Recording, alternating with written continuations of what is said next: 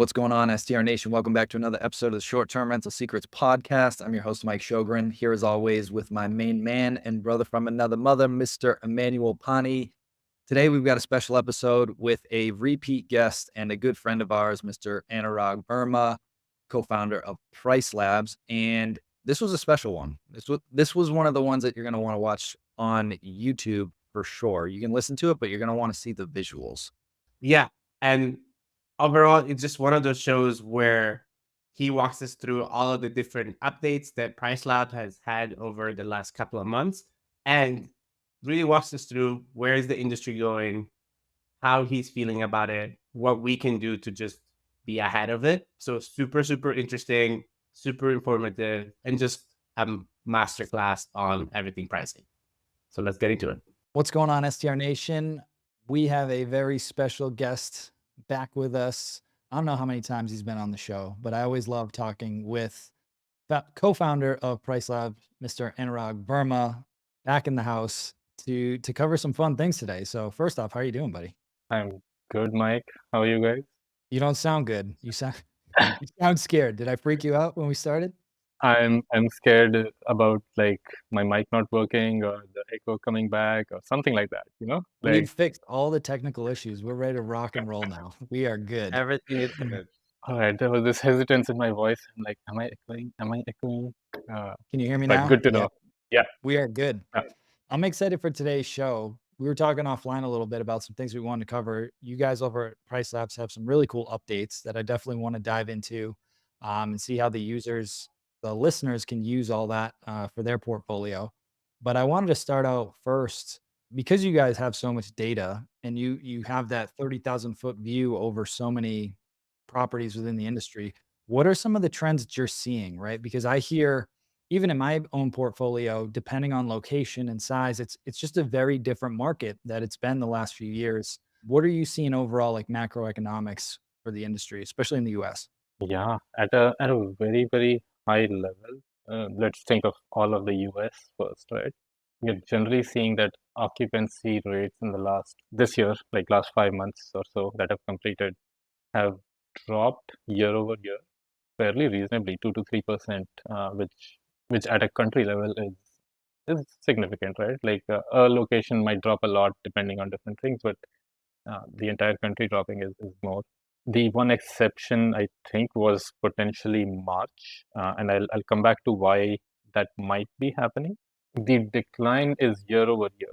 So like the important thing here is 2023 was already a decline over 2022, and it was a much bigger decline. So I think 2022 to 2023 at a US level was more like 5 or 6% decline. So like this one that we are seeing now year over year is smaller, but then it's in addition to what has already happened. So it feels very significant.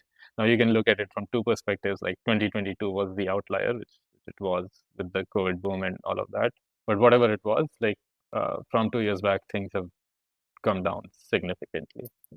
We saw this during the peak of COVID, and I'm talking like 2020 at some level. Every time demand drops, the lead times drop. And it's not just COVID. High season versus low season, we see this like, like if you're on a beach where summer is your high season, people book the high season much farther out. Low season, people tend to book last minute. So it is very natural when demand is low. People know that you don't have to book ahead of time. The house you want will still be there because so few people are traveling. So whether it's season or whether it's just general low demand because of economy, what's happening is shorter lead times. Coming to March, I have a theory on that. Generally speaking, this downturn is not necessarily external, right? So like there's no big event happening right now which is driving the demand down. It's just the broader sentiment, broader economy, and when that happens, I don't want to call it frivolous travel, but like the people are hopefully still going to book summer vacations. People are still going to book their spring break vacations, but the in between quote unquote extra holidays they would take, maybe those have dried up, and that's my hunch on March still doing okay year over year. That okay, people, like families had spring break, they kind of want to do something, they still took their trips, kind of. Also, Easter was in March this year too. Like, if you're Christian, right, that moved up into March versus April. So I think I noticed my March revenue year over year was stronger. And then Oh, when I that's looked, I'm okay. like, well, that makes sense because of Easter. So that does have an impact. I can actually see if April was like down a little more than other months, which because Easter would have moved from there, right? So, Anurag, from that perspective, so people are still doing the big holidays. So people will still do the 4th of July weekend and everything else, but they're just not doing, let's say, that extra, like, hey, let's go somewhere for the weekend. But what are you seeing for ADR year over year? Is that still going down or is that staying the same? Yeah, from the data we are seeing ADRs are generally holding steady. Uh, and that's not necessarily a good thing because you can say, okay, occupancy is down, ADR is holding steady, great, something to cheer up for. But there is this thing called inflation where like, your costs are probably going up year over year, but the ADRs you're getting are not. That also plays a role in all of this. I'd be curious what RevPAR is because at the end of the day, if your occupancy goes down, your ADR stays the same, your RevPAR is going to go down. It is going to go Right. down. Yeah. Yeah. So Yeah. it's going to go down. Now, remember when Jamie Lane did his presentation in Nashville at WealthCon, I went back and rewatched that probably a few weeks ago and I took some screenshots. And I think the RevPAR was down 4.7% across the US in 2023. And I believe they predicted that it'd be a small decline this year, and it was kind of leveling off with the demand, which has been playing out. What I was curious about and what we were talking offline about is I'm seeing what you're talking about, that people are waiting to book a lot of those summer trips. I am still betting that people will take those trips because even during COVID, when the world shut down, we had people lying that they were government employees just so that they could take their summer vacations. If you look at the overall picture of the family life, the one thing, even when the world is going bananas, that people hold on to is that summer vacation with the family. They don't want to let that go because it's such an anchoring point for the family. Now they may not book it as far in advance to your point because they're wondering maybe I can get a deal, maybe we'll do a drive to instead of fly somewhere or whatever. But I do think that at least my strategy right now is holding fairly firm on my rates for the time being and not panicking and dropping rates. And uh, that's fair unless you start seeing stronger signals in the market. So, for example, what I mean by that is at a country level, when I look at so we've so far talked about historic, like, the 5 months that have completed. The way to think about, we are so far hypothesizing, like what could happen in summer. And given that summer has not completed, that's all we can do. But the good news is we do have some people who have already booked for summer, and we can compare how were those early bookings at this time last year as well. What's called pacing, essentially, right? So like that's how any revenue management system, how any revenue manager thinks about how is the future looking. They look at as of June 6th, 2024, my July is maybe 25% booked. As of June 6th, 2023, how was July 2023 looking? Was it 25% booked? If so, so far I don't have anything to say if whether it's going to be worse or it's pacing the same way. And that gives us a sense. And when I look at that kind of data, generally speaking, July and August are looking like they're pacing at about the same level. So far, not seeing like a steep decline or anything. This is at a country level, though. I have, when hopping on customer calls or things like that, I have seen plenty of markets where summer is way down. Uh, I was looking at Hawaii for Honolulu market, for example, and summer was something like 15% down year over year in terms of pacing, which is pretty big. Would you say that that's due to the fact of because airline tickets have gone back to being ridiculously expensive? Because that is one of the things that I love when we have you on the show is how you help us really understand how the macro and microeconomic aspects of things play into things. So in my mind, if I'm looking at airline tickets now in comparison to previous years, I'm like, okay, they're getting way more expensive. So in my mind, when you say, hey, Hawaii is not doing as well, I'm like, that makes sense to me because I'm like, versus spending, because if I have a family, let's say like Mike, family of 5 now flying to Hawaii versus flying to Orlando, you're probably gonna be going to Orlando versus Hawaii in terms of like just how expensive things have become. And for a lot of people, if you are in Florida or on the Gulf Coast or the East Coast, you don't even like a lot of your bookings might come from folks who just drive to these places. So instead of flying to Hawaii, they might say, okay, maybe we don't do that and we stay local or something like that, right? One very interesting observation a customer came up with was, generally speaking, the people who can afford to fly to Hawaii to have a big vacation can also afford to fly to France and check out the Olympics. So they were wondering if that's what's happening, like people are going to Olympics instead or things like that. But uh, broadly speaking, what you're saying is true. Like there are so many moving pieces, so many things that happen all around the world that at a specific market level, you can come up with a lot of stories to say, okay, what might be happening. But regardless of what's happening, if you find yourself in a situation where like, you're sitting right now and July and August are like just running 10-15% behind last year, uh, there are two sort of possibilities to think of. One, that a lot of people have just delayed making the decision, or two, not really. Like the people who didn't book so far that would have usually booked, they actually already booked to go elsewhere. Like they are not going to book late. That demand is gone, right? And what actions you take really depend on which one of those do you think is happening. So from that perspective, like for a revenue manager, the third sort of metric that not third, second metric other than pacing, and that comes up is what's called pickup. So when you think of pacing, you're saying, where am I right now compared to where I was last year?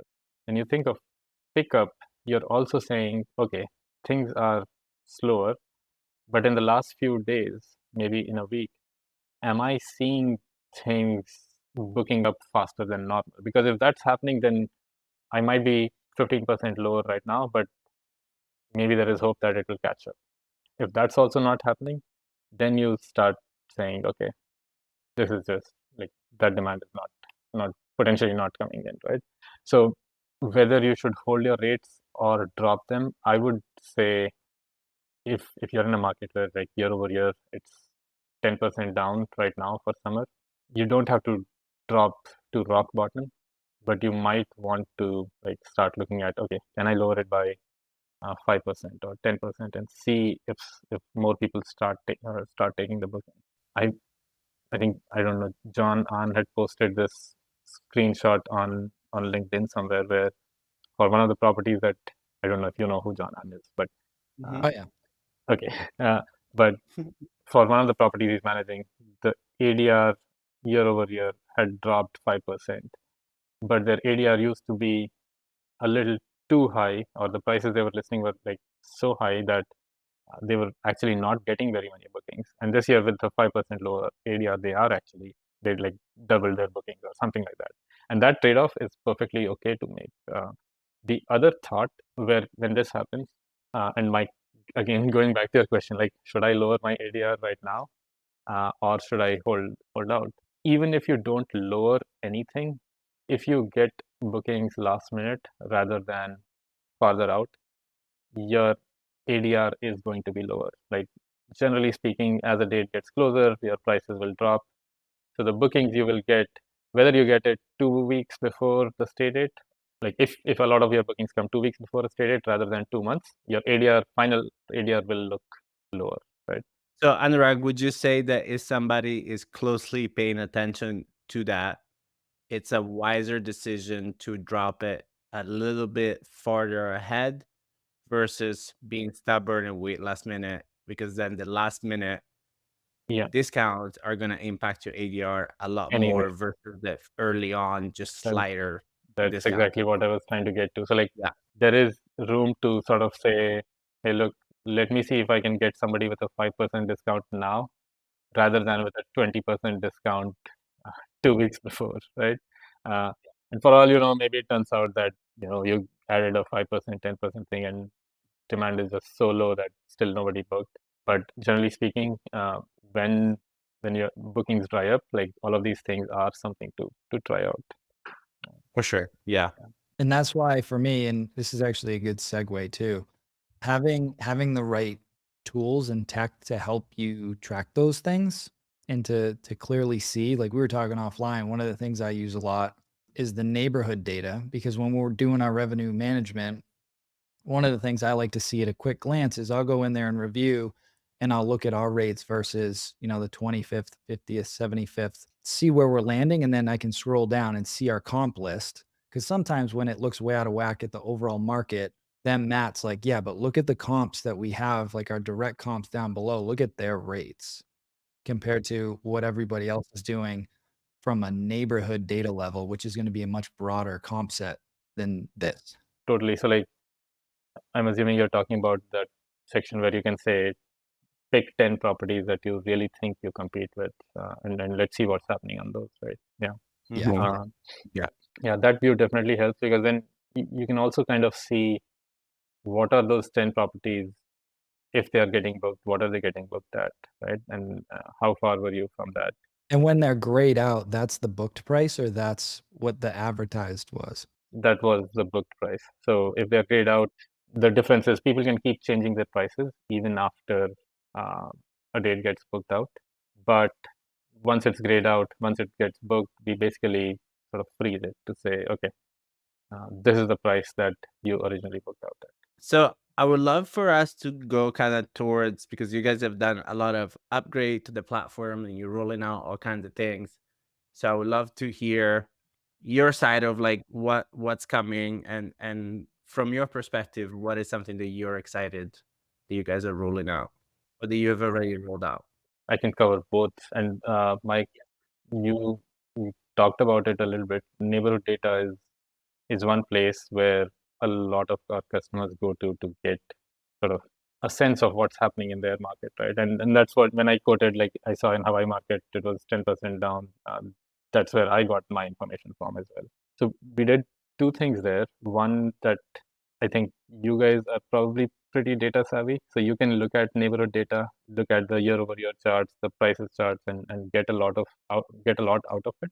But a lot of our customers are they understand numbers, but charts, especially charts where there are multiple overlapping lines, can be a little harder to read. So one of the things that we added recently is something called AI Insights, where you look at that chart. If you don't know what we are trying to convey, you click on that button. It gives you a text summary of, but it tells you whether your market is pacing behind year over year or ahead year over year. How are your prices looking compared to your past ADRs and things like that.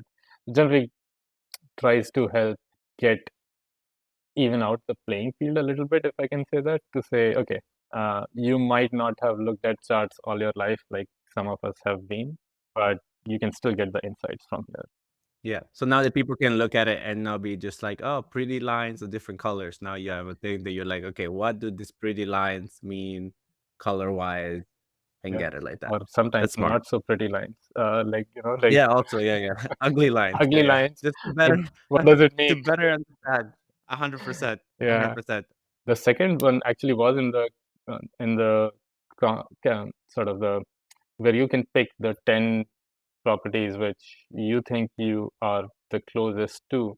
We used to, for the last year, we used to show the rates that the properties are listed at, whether they're available or not, and all of those things. But over time, especially as the distribution is changing a little bit, we were getting this question to say, hey, look, somebody else, like 3 of these properties are listed at whatever price of 100. My property is listed at 150. I feel like I'm a lot more expensive, but by the time I go to book, it's actually about the same. So what's happening here, right? And what's happening there is different people have different cleaning fees, different people have different commission structures with Airbnb, depending on whether they are connected to a PMS or not. There is also sometimes you can add a markup on your price from the PMS before it goes out to Airbnb. A lot of these things, right? So a lot of work has gone in sort of making sure our customers can compare apples to apples. So now in that view, if you're adding a markup in your PMS before you send it out to Airbnb, you can tell us what that markup is, and we'll show you your price with markup. We show for each property what the cleaning fee is, so that when you're looking at rates, you're not just looking at the listed price, but if somebody were to make a booking, what would the final price be? Now, because it's cleaning fee, the final price will depend on the length of stay as well. So we also show what's the minimum length of stay on this property. So like maybe somebody else has listed 7-night minimums and they're okay with a lower rate. But you have a 2-night minimum, in which case you have a 2-night minimum with a 7-day weekly discount that would bring the rate back to very competitive. But on the surface, if you don't know the minimum stays are different, it will look like, okay, my rate is actually a lot higher. So generally speaking, making sure customers can get a more wholesome picture from there is something. Yeah, I think what Mike has I pulled think up. this will just help add some context here. Just if you're watching this on YouTube, you'll be able to see I just pulled up one of my listings. So walking through, this is how what we do is the top one is mine, and then we build out a comp set below of all similar properties in the area, right? So you can see I have the highest cleaning fee, which again, I really don't mark it up. I think my cleaning cost is like 708. This is an 11-bedroom house for context, a very big property. So when I'm looking at my comps, and again, this is for the next, call it week or 10 days that we're looking at on the screen, I can see some of these properties got booked at 860 a night, 852, 790, 752, and our rates right now are 799 to 778, right? And those have been reduced. If I go over more, you can just see. So like for me, I like to do this quick scan, but I also like to come up here to what Anurag was talking about, and I can see the black is my rate versus the comps. And so when my team does revenue management, I come in here and do a sense check. Like these dates look way out of whack, right? This looks way too high compared to the comps. I want to be somewhere between the 75th and 90th percentile. So this date is almost $1,800. It should be more like 11 to 1250, right? So I know at a quick glance this needs to get updated and adjusted. So for me, this makes my life very easy to come in, do a quick review of the different properties and see what pricing looks out of whack. Yeah, and on the right there was the AI summary that said, okay, here's what's happening, right? Those changes just in the market data. We rolled out something called Revenue Estimator Pro. I don't know if you guys have taken it for a spin yet, but essentially, we had this, or we still have this product called Market Dashboards, where for $10 a month, you could go find out what's happening in a market, right? Even if you don't have a property there. What we realized was a lot of people were using it to come up with an estimate when an owner reached out and said, I want to list with you guys, how much will this property make? And our customers would go create this market dashboard. And the question was like, this costs $10, which is fine. But if my owners keep coming from different places where one market dashboard is not doing it, I have to create so many of them that it starts getting a little more expensive. So the question they asked was like, can you give a stripped down version of market dashboards? All I'm after with this is like an estimate of how much revenue can be made. But I do want to be able to select my own comps. If there's one thing we have found out in real estate, it's everybody wants to select their comps to be able to filter by whether it has a pool or not, actually see visually what kind of amenities exist and things like that. So we created all of those capabilities to say filter as much as you want, but then at the end of it, something between, like, I think for the higher tiers, it's $2.50 per estimate or something like that. You can get a very well polished PDF or an estimate that you can share with the owners, right? So Anurag, does that work with a specific address? Like, do you put a specific address in there and then it pulls up things around it, or how does that the data? So that is important. Like the estimate is not for a particular home. it is for a area. So you put in an address and we say around this address, we see these Airbnb properties, right? And then we say, hey, look, we don't really know what kind of amenities you have right now or plan to have in this address that you put in, but you can go and filter the comp set. You can filter by whether it has a pool or not, whether it has a hot tub or not. You can filter by whether they use dynamic pricing or not. So a lot of times, a property manager or a host will say, I will make more because I use dynamic pricing versus somebody who doesn't, right? So you can filter for all of that. You can filter for reviews and things like that and say, okay, give me an estimate after I have filtered down to these 20 properties that I think are the closest to the home I'm considering. So the real power comes from being able to like really work these filters in a very, very sort of granular way. And if you guys watch the show on YouTube, Mike is going through the update on YouTube and kind of playing around with it, and there is a ridiculous amount of filters and refinements that you can do to your comp set. And again, really understanding how to comp a property and really comparing apples to apples in terms of amenities, but also in terms of how available is the property and everything else. It's really going to make a difference in terms of like how you're underwriting a property and really help you understand and set expectations for yourself, for owners, if you're buying something for yourself, for you, of like, okay, what can I expect realistically based on real data, and really being able to like narrow it down. And then if you think about it, you do this on one side, and then if you have this set up with your comp set, then as you're pricing your property, you have this historic, because in my mind, right, you use this before you buy something, and then you have the comp set for when you close on the property and you start launching and you start playing around with your pricing. So you start having this organic approach to pricing that is from the beginning, versus what Mike and I ran in a lot with people, especially during COVID and during like the big boom when people were like just buying things without knowing What's what going they were making, or they would just go on AirDNA and just find the first thing the AirDNA said and be like, okay, this is what it's gonna make, without really defining down their comps. That's very important. Like the button to refine comps is very prominent in our UI because we are like the first estimate that you get is for an average property in the area. Mm-hmm. But really, you should go and refine it because every home is different. Like depending on so many things, the revenue can be very, very different. So you want to do that. But interesting point on you said during COVID boom this was happening. It is crazy. We talked about how the market is going down in terms of occupancy, but year over year, when I look at supply, since from April 2023 to April 2024, I'm seeing something like 200,000 new Airbnb listings added. So like it used to be 1.4 million properties, it's now 1.6 million, which is Substantial still. substantial. So like if you think of the total demand for total book nights or all of those metrics, it's still growing.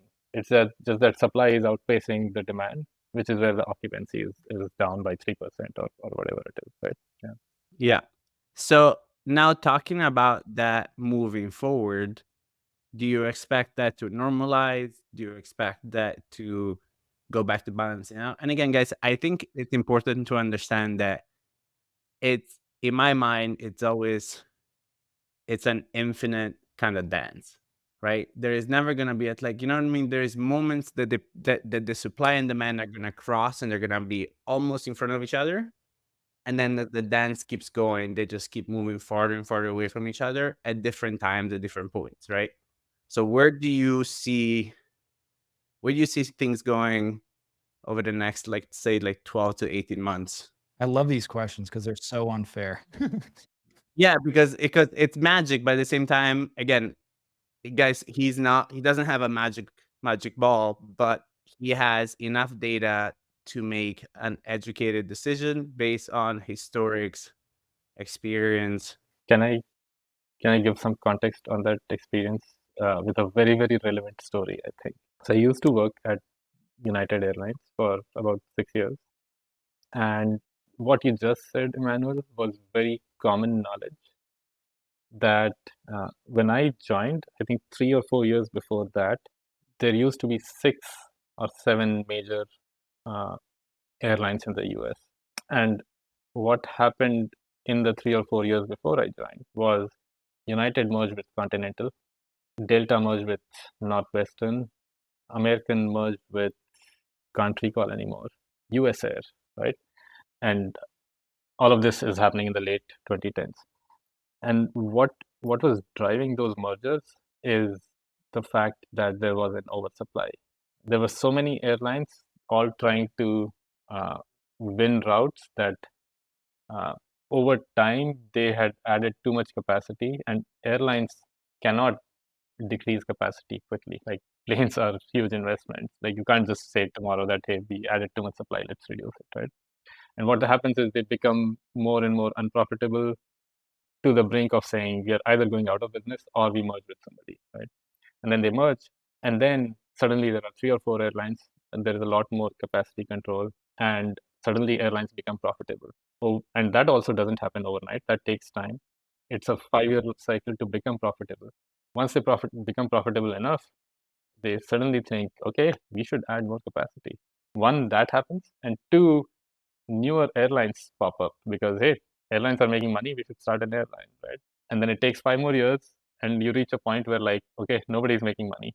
There is too much supply, and so this 10-year cycle keeps repeating. It has repeated many times over the last 30, 40 years. So what you're saying is not hypothetical. It is very real. It is a very real travel industry thing where you go through supply increases, too much supply, and then some consolidation happens. Some people get out of business, and then it becomes very lucrative for the ones who are still there, and then they start increasing again, or new people start finding, okay, there is this lucrative industry, let's get into it. Then same thing happens. Yeah. So from that perspective on that story, what you're trying, like what you're saying is that larger airlines buy smaller ones, not so much to add routes and stuff, but is to decrease competition so they become more profitable. So I don't know if I don't think they do this with the aim of decreasing competition. Part of the aim is just so much of what is done in an airline is common. Like instead of having one CFO, when you have two airlines, you have two CFOs, right? Like operations don't scale uh, linearly. Sorry, operations scale linearly. Like if you double the number of flights, you need double the number of pilots. But if you double the number of flights, you don't need double the number of CEOs or double the number of CFOs and double the number of all of the management, right? So a lot of times it is genuinely about saying, okay, can we control our costs better if we consolidate into one? But in the process, what they also find is that, okay, instead of the airline one flying this Chicago to Houston and airline two also flying Chicago to Houston, instead of there being 20 flights a day, you can have 15 flights a day and still be able to serve all the demand there is, and hopefully in a better way. Right? And become more Yeah, profitable in yeah. the process. So Yeah, that makes sense. yeah. So I don't know what the future is for our industry, but what I wanted to say was like, yeah, this cycle is very, very real. There are, I'm sure, like during the 2021, 2022, a lot of people got into short-term rentals. They are still getting into short-term rentals, and if this trend continues, that occupancy keeps going down, there will potentially be a point where you'll say, okay, like my capital is better used elsewhere, right? And that time, you'll stop seeing growth in inventory, or maybe you'll see that okay, demand is growing significantly enough that even with higher demand, higher supply, you're still keeping up, which could happen for multiple reasons. One is like during COVID, for example, it's not like, I mean, some people just genuinely started traveling more because they were working from home. But in some cases, demand that would have gone to a hotel ended up in short-term rentals as well, right? So depends on how the broader economy, like right now, I feel like it's supply is growing, economy is iffy, inflation is still out there. So like all of those things, like in in a year's time, if suddenly economy feels like it's booming, people will suddenly start traveling a lot more. In which case, maybe all of this extra supply is fine because everybody still is getting enough bookings. Very, very hard to say. You had mentioned election year at one point. I'm trying to think. Like, I don't know the answer. Like, do elections actually impact travel behavior? I would need to see. Yeah, I have no idea, but there is so many variables that it's definitely something to consider. And again, I play because I ask questions that I know are difficult to answer. But for me, it's more of a component of there is data, and the only thing that I want our listeners to understand is like when it comes to data, you can interpret it and create a story. And in my mind, that is great and very dangerous at the same time, because if you create the wrong story or look at the data wrong, then you make assumptions that are completely wrong and can become very, very hurtful. So I think it's always a matter of like assessing data, making sure that you're not the only person that thinks something, right? Like if everybody else is like, this data means this, you're like, I think it's something else. Maybe you're right? Like the guy from what's the movie, The Big Short, Yeah, of like just seeing the data about the housing yeah, market, and you make a huge yeah, bet. But that guy was also a genius. Most of us, or at least I speak for myself, I'm not totally. that. So I'll go with Even the we say this like anytime you're making a big decision, like giving a revenue estimate for some property, right, to an owner. The owner is going to make a big decision based on that, right? So we generally say do not rely on just because Pricelabs said this, this is right, right? Use your own experience. Like if you have a property in that area and you have some sense of like, okay, Pricelabs might be saying 40,000 a year, but I have a similar property in the area that makes 35. Where is the difference coming from? Should I quote 40 or should I quote 35? You should think about it. You should then go to some other source as well to say, okay, like what are others in the industry saying? Like what's happening here? Definitely, like just because somebody gave you the data doesn't mean it's always right. So many other variables come in, right? Like, and the way you manage, the way uh, at the end of the day, like the home is a home, but the listing is different. Like the home, regardless of who manages it, generally speaking, will stay the same home. Some people will do better maintenance than others and things like that. But the listing and how it's managed and how it's priced, how the communication is done, is what determines a lot of what the final revenue turns out to be, how it eventually performs. So if you've been in the business long enough, you have built a lot of this internal radar. So like we generally say, like use that internal radar. When you see data, question it. There's no crystal ball, unfortunately, but the more data that you look at and the more historical data that you have, and again, that's an advantage now that we rely heavily on because we have our KPI trackers in a Google sheet that goes back years at this point. So we're always looking at year over year, all the way back to 2017, or really I look at 2019 because I feel like that was the last really normal year. So I'm always looking to see how the market's changed. And when people, I get it, especially if you got in after 2021 or whatever, it's a very different market, but we're still way ahead of where we were in 2019 from all three buckets, at least with my portfolio. And for some of my students I've been with for a long time, RevPAR, occupancy, ADR are still outpacing 2019 levels. So to me, that's still a good sign. It's different if you're used to riding the height of that wave. But to me, this is a big piece of making sure that you're staying competitive because, yes, you need good properties and good areas with good amenities and good hospitality. But having a good revenue management strategy and understanding the data behind it, that's what's driving a lot of the marketing and the click through rate and getting bookings. Because if your pricing is way off, either on the low end or the high end, you're leaving a lot of money on the table. With that being said, any other updates you want to share with us, Anurag, before we wrap this one? Two quick ones that are coming up. One, I don't know if you guys already saw, we have a revamped multi-calendar. I haven't played with it yet. Right, highly recommend doing that. It's a lot faster. It has some new capabilities which help just managing a large portfolio a lot easier. I think the previous multi-calendar was pretty good, but you added some more layers on top of this one. What are some of the things that you've added for context? Yeah, so one is first and foremost, the primary reason to do this was speed. So if you have 50, 100, 200, 500 homes, still being able to quickly get an overview of what's happening across all of these homes in terms of their forward-looking calendars, being able to make changes quickly, that was the primary driver. But as we went through it, just the fact that it was built on more modern technology meant a few new things could be done.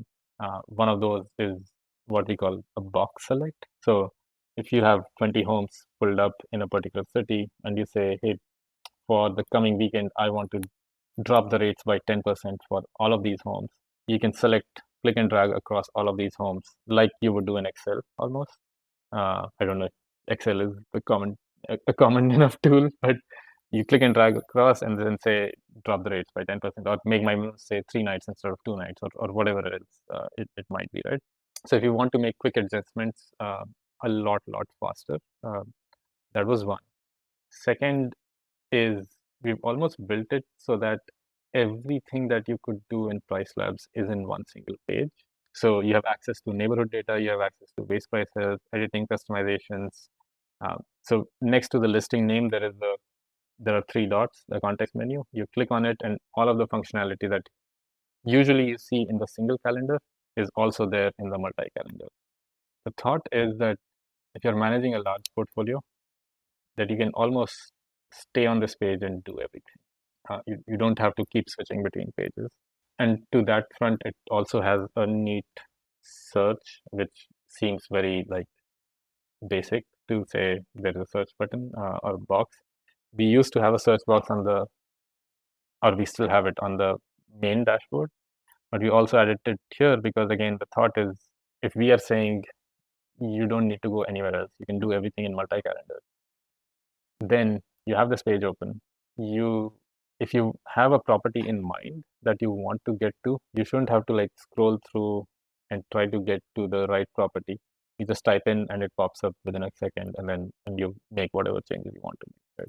There is a full screen mode because like this is a very dense sort of a dashboard, so we want to make sure like there's no screen real estate left. So there's a full screen mode where you can just say, okay, don't show me anything else. I don't want to see the Pricelabs logo. I don't want to see the top header, nothing. Just show me like every property's calendars, right?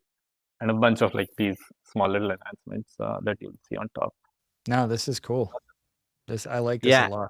And what I appreciate about you guys, as you can clearly tell by the all the upgrades and the stuff that you work on, is that to me it feels at least that there is a big component of you guys really going after what the users ask for.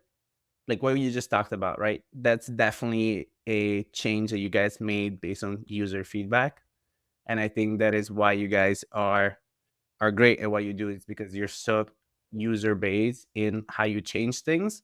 And I appreciate it because I think there are so many people that have, but there's so many people that have technology companies that make things that are like, this is gonna be amazing. And then the users look at it and it's like, what about this basic thing that we've been asking for 3 years that you guys are not making?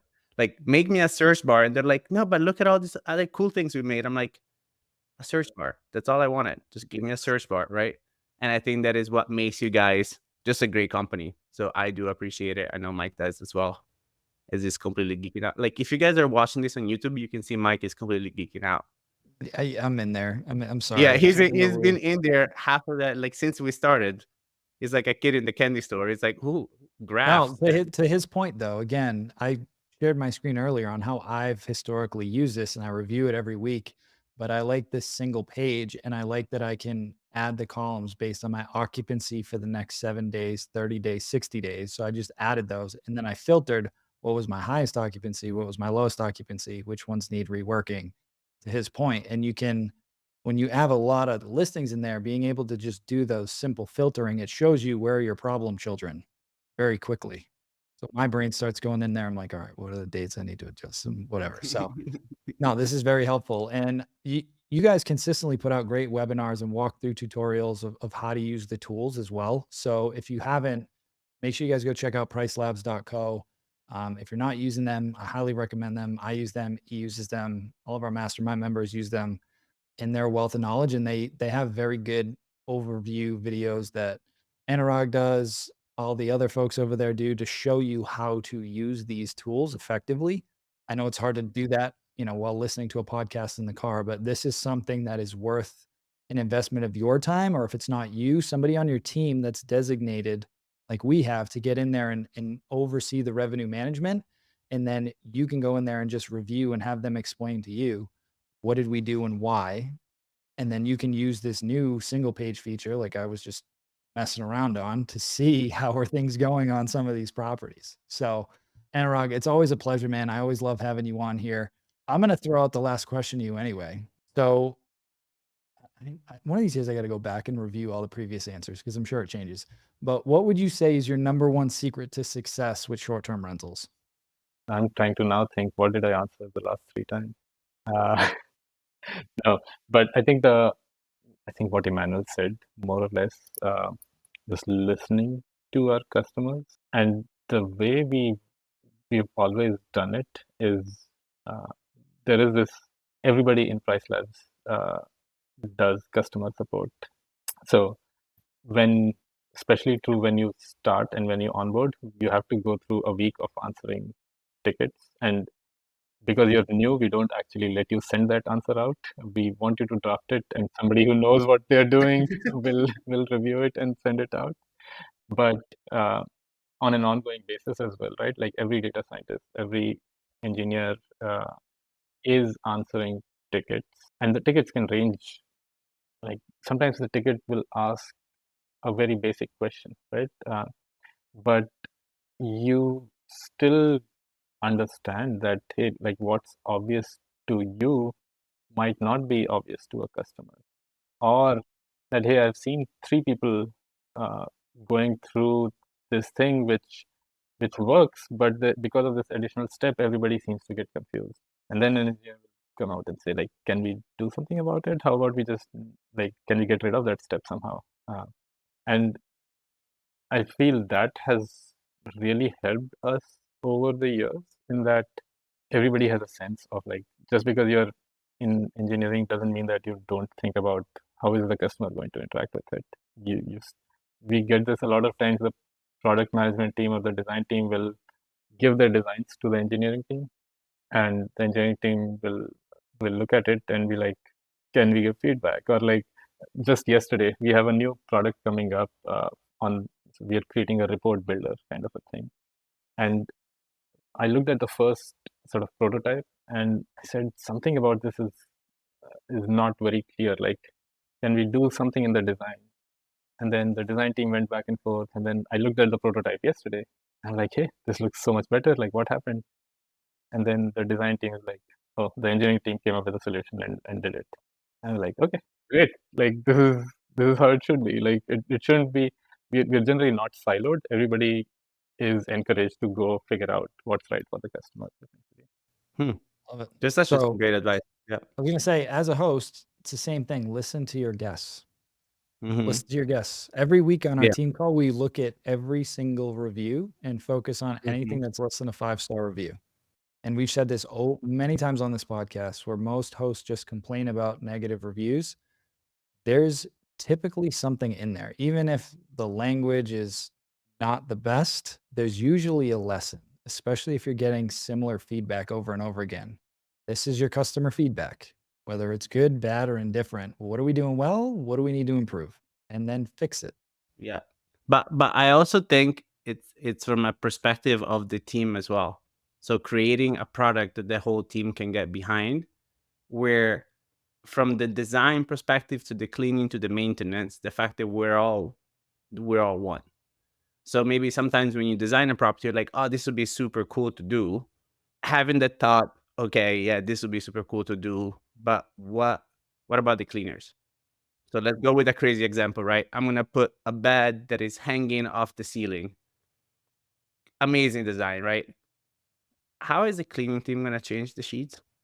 Can we just make something that is as cool, but it's more convenient for the rest of the team, right? And so it's really thinking about the fact that we are one ecosystem that is there for the pleasure of the guest. And as we work together, we work as a unison kind of organism to help us all succeed, versus us being like, well, this is what I want as a designer. We're like, well, that's not possible. We're going to add hours to cleaning or whatever that process is, and understanding that if we all work together, we can create something that is just as good, but that is functional, has customer at the center of it, and is sustainable for the entire team. Love it. Well, Anurag, as always, thank you for coming on here, man. Love chatting with you and geeking out on all the fun data to make us all a bunch more money and have more fun in this business. So for the listeners out there, again, go check out pricelabs.co. Check out all the amazing tools that they have to help you guys make more money and streamline your process. So have an amazing week, and we will talk to you guys soon. Hey, STR Nation, if you enjoyed this episode, please make sure to hit that subscribe button and leave us a review. And in the comments, let us know what topics you want us to cover on upcoming episodes, and we'll make sure to get that in the books for you. And if you really want to learn how to launch, automate, and scale your short-term rental business, if you want to go deeper, then check out our free masterclass at strsecrets.com.